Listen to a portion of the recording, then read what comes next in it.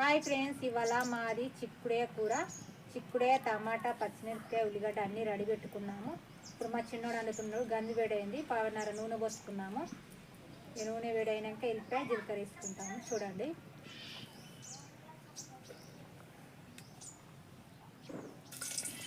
ఎల్లిపాయ వేసుకున్నాము.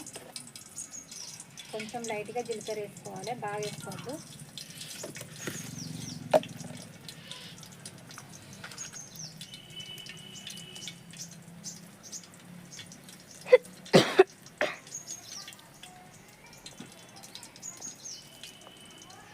ఇప్పుడు ఉల్లిగడ్డ వేసుకుంటున్నాము.